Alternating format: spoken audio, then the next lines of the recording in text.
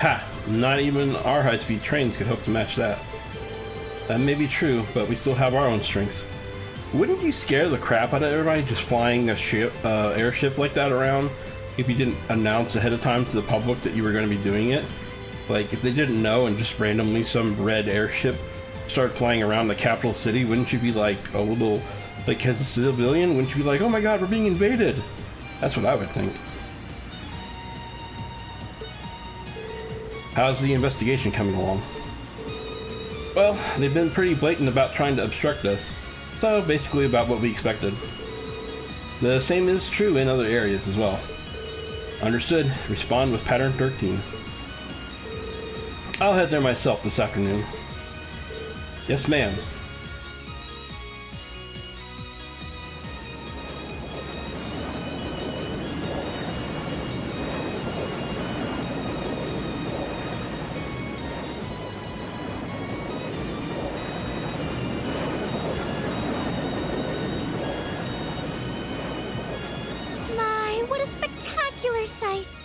My brother told me all about it, but there's no substitute for seeing it soar through the skies.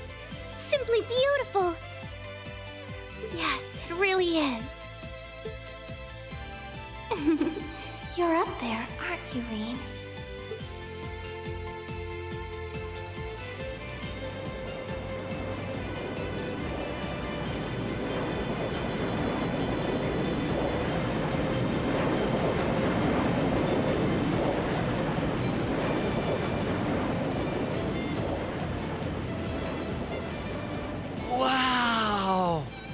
That's the Courageous!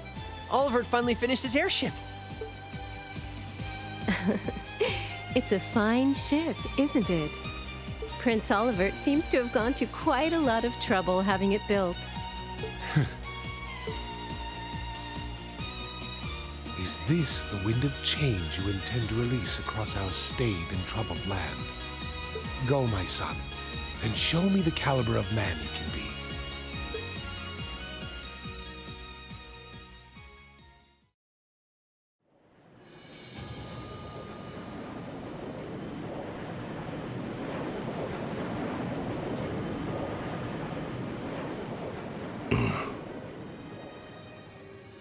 Notice how the music changes all ominous and stuff when Chancellor Osborne shows up. Creepy. He's not a good person. Can you believe it's been almost 2 years already? And look at how far our debaucherous prince has managed to come. Partnering with Liberl to make a second Arcel-class airship, then cruising over the capital? I suppose that's one way to stick it to you for outmaneuvering him at the trade conference. Let him have his fun for now. Still, this was certainly an unexpected play on his part. He and that band of students he likes to ship across the country have proven a never-ending source of entertainment.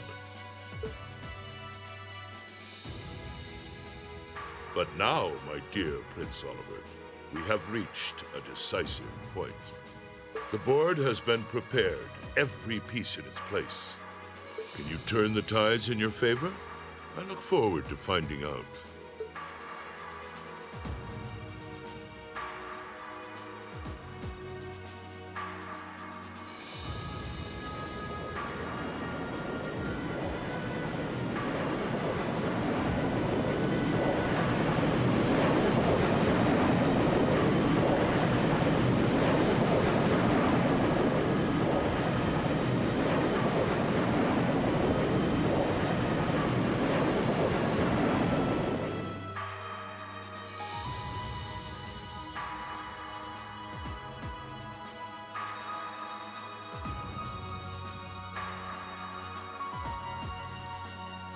It's currently 10:02, and we have a north-northwesterly wind blowing in at a speed of 11 Arj.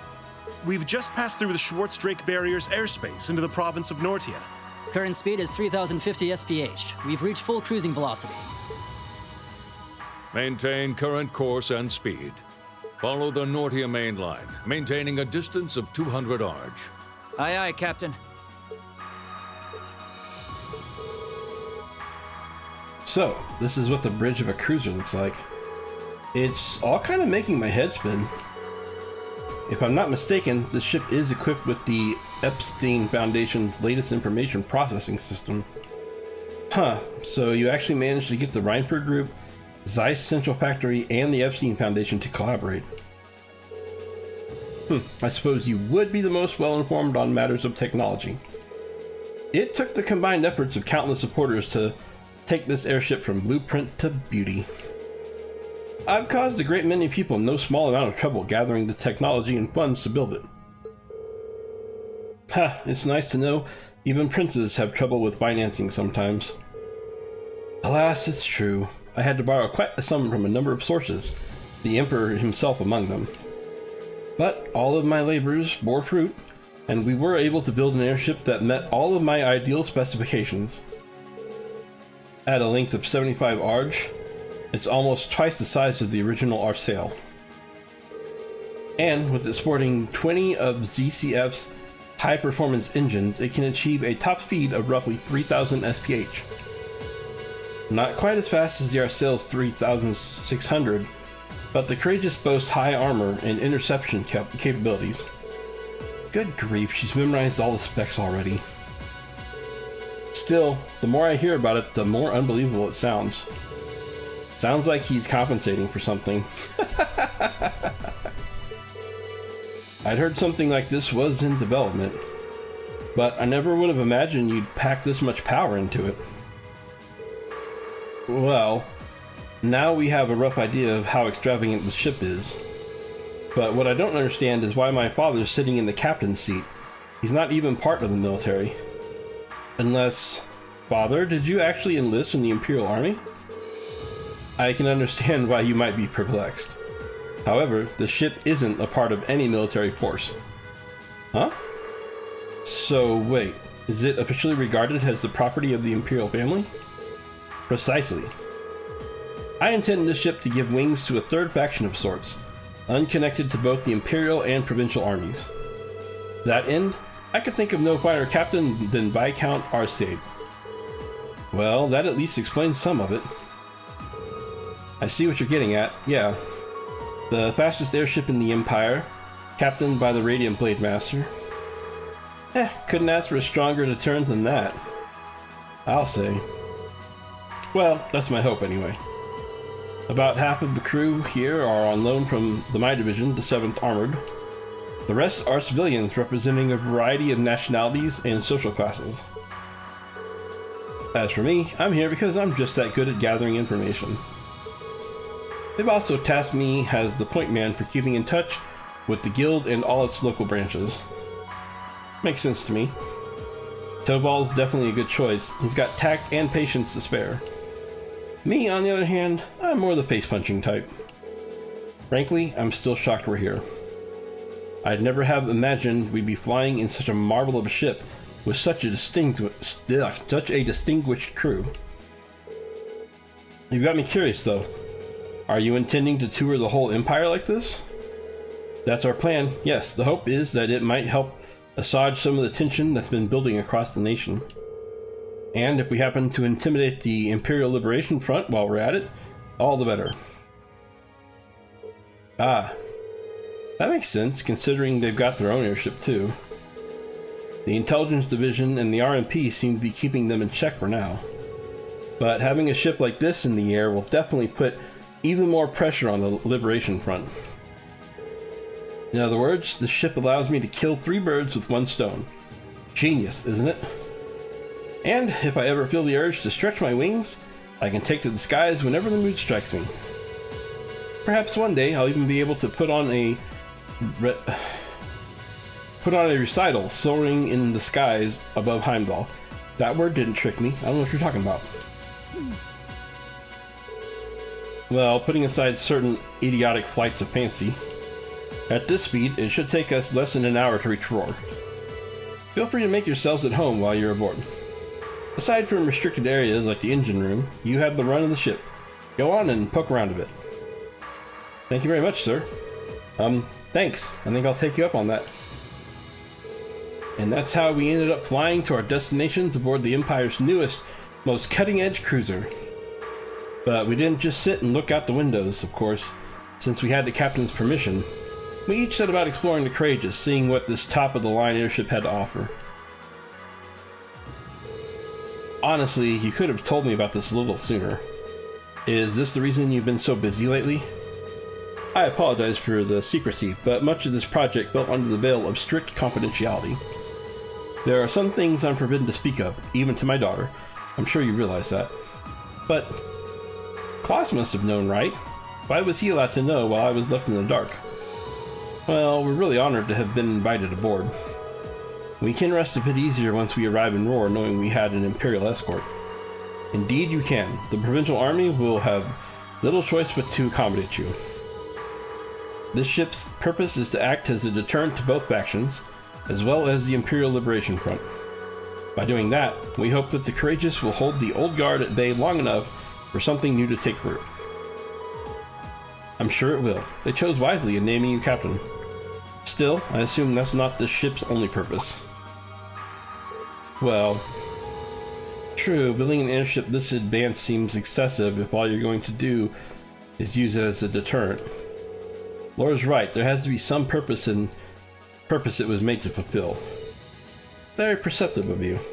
I regret that I wasn't able to discuss this with you properly when you were in Legrand last month, but I'm proud to see just how much you've grown since you enrolled at the Academy. I have my class to thank for that. Learning alongside them has been a constant source of insights.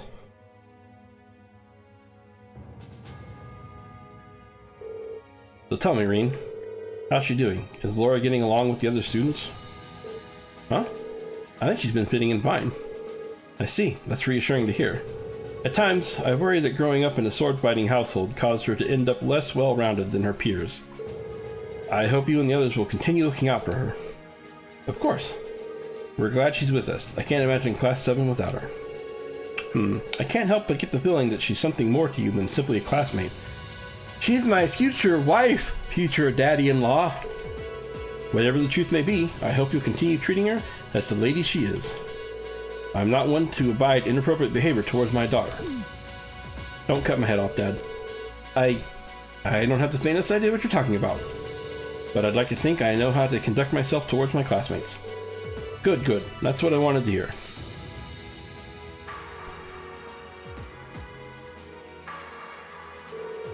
What are the two of you going on about with all your whispering and your furtive glances? It's nothing you need to concern yourself with. Just a little discussion between men. You needn't worry. We'll be sure to get you to your field study safely. As a student of Doors, I expect you to give it to your utmost. Huh? He really does care about her.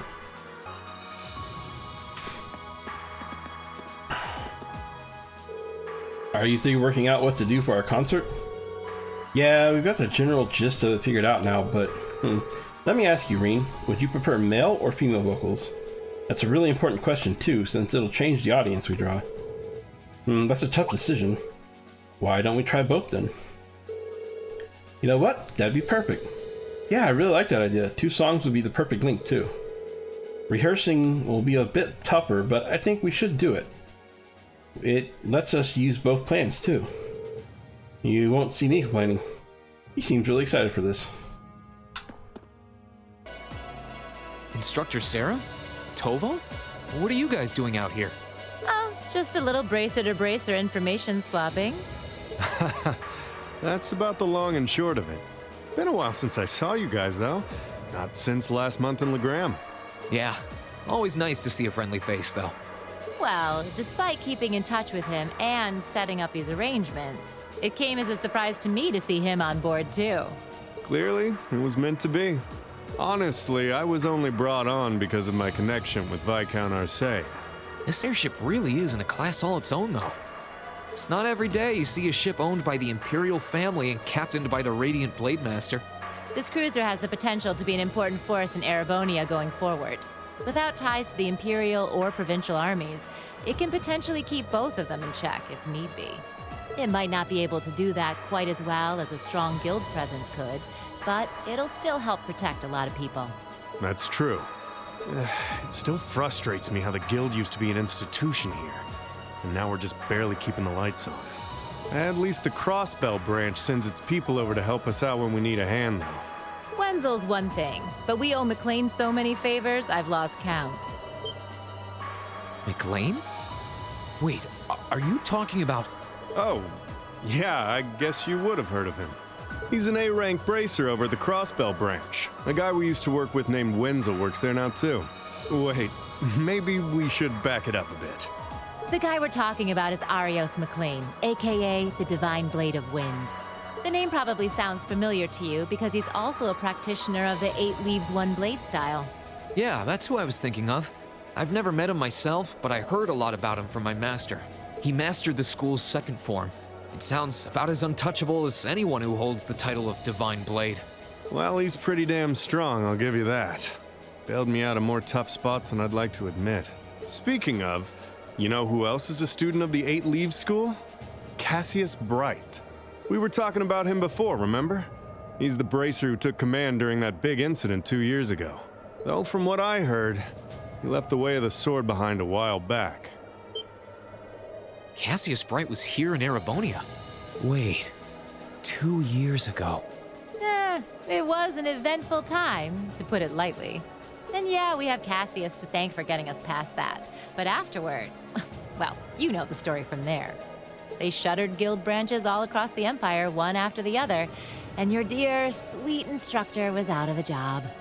I'd be glad to give you all the grisly details, but it's a long story. We should probably save it for another time. But hey, the guild seems to have a good track record with folks from the 8 Leaves School. Maybe you should consider a career as a bracer. Door's always open, you know? Me? A bracer? Huh. I never really thought about it before. Hey, there's enough of us singing the bracer blues without you trying to recruit my students. Never hurts to start them early. Seriously, though, we're always looking for more good people. If that's something you wanted to do, I wouldn't turn you down. I'll give it some thought. At long last, the Courageous has finally taken to the skies of Erebonia. I feel like a mother hen watching her chicks leave the nest. I'll take your word for it. This may sound a bit forward of me to say, but it sounds like you had some hurdles getting this project together. It was no easy ride, I'll say that. I doubt it would have come together without the prince's unwavering dedication and tireless work. He had to find the time to raise funds and oversee the entire project, in addition to all his official duties. And to add to that, he had to take care of all the arrangements necessary to get Viscount Arcade installed as its captain. I can't even imagine how busy your schedule must have been. Well, for this ship to have any weight as a deterrent, I needed the Viscount. Thankfully, he agreed to my request. My plan is to create a neutral third power capable of acting independently of our nation's 2 competing factions. You can think of the Courageous as the first physical embodiment of that ideal. A third party, huh? I feel like I'm starting to understand at least part of what it is you're trying to accomplish. The road will be a difficult one, though. True, but this is only the beginning. Seeing this ship soar through the clouds for the first time moves my heart, just as when Class 7 was formally established. I look forward to seeing what the future holds for the Courageous, and for the brave men and women of your class. Your Highness. We live in interesting times. The political situation across the Empire seems to grow more ominous by the day. But, with any luck, making a real show out of this ship's launch will push back against the prevailing climate. Well, that's the hope at least. Either way, you'll have your whole life to split hairs about politics. For now, give your attention to your field study. Thank you. I know you have high expectations for us, and I hope we'll be able to meet them. I couldn't believe what I was hearing. I had no idea the Reinford Company was involved in developing something on this scale all this time. Then I find out it was a collaboration with the Epstein Foundation and ZCF. And on top of that, she's got her hands in the development of our Arcus units too. It's way too much work for one person.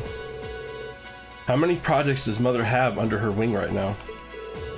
Well, I'm afraid I can't give a simple answer to that. But suffice to say, the chairman only knows about a small number of the projects in development by the Reinford Group. Lately, the directors have... I knew it. Oh? Hello, Master Reem.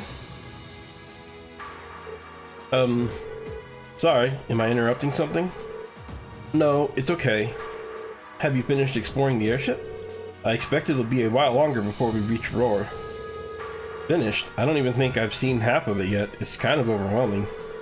I'm looking forward to landing in Roar though. It's been a while since I've seen the industrial metropolis.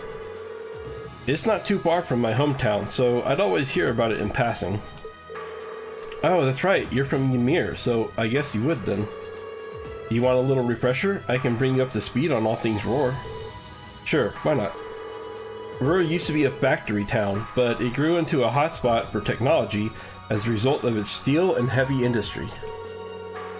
The population is around 200,000, and since the city's in the Nordia province, it's under Marquis Ragnar's jurisdiction. Ah, that's right. I still find it kind of wild that Angelica is his daughter.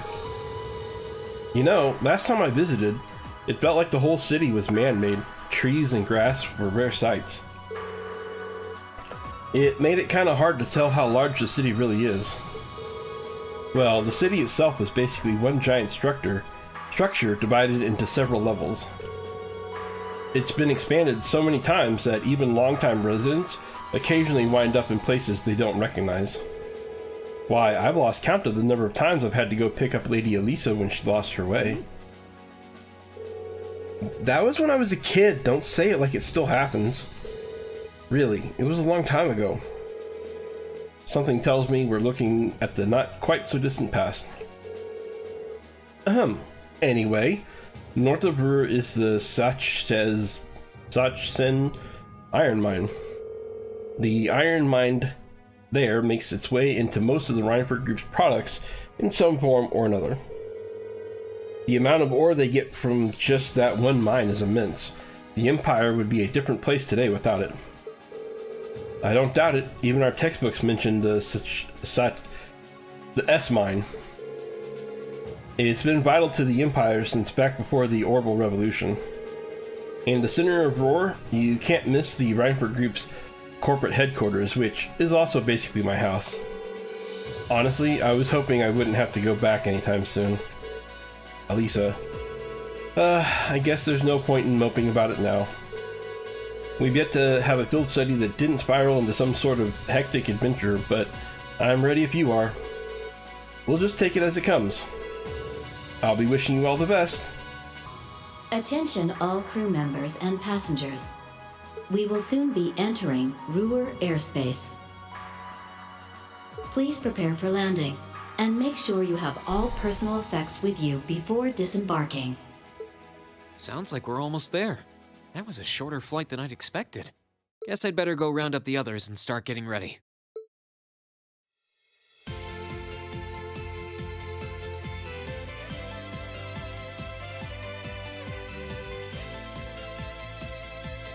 Ruhr Airport's granted us permission to land.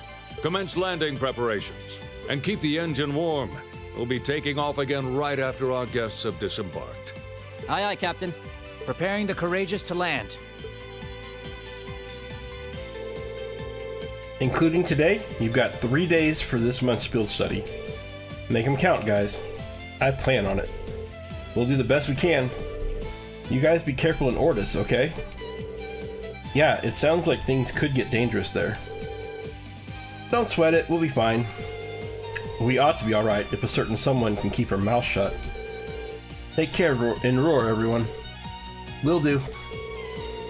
When we get back, we'll be jumping straight into festival prep. Hope you're ready to discover the true terror of planning by committee. Oh, that's right. With everything that's happened so far today, I almost forgot about that. We'll have the songs and outfits finalized by the time we get back, and we should have the positions all figured out too. Let's try to save at least a bit of strength. It'd be a shame to come back too tired to outdo Class 1. Oh, I think I could find the energy. That's all the more reason for us to return safe and sound. Ah, the spirited joys of youth. I'm sure both your field study and the why are some words hard? I don't understand. I'm sure both your field study and the Academy Festival will prove valuable experiences for all of you. Work hard out there, guys, but not too hard, you hear? May the goddess go with you. Take care. We will!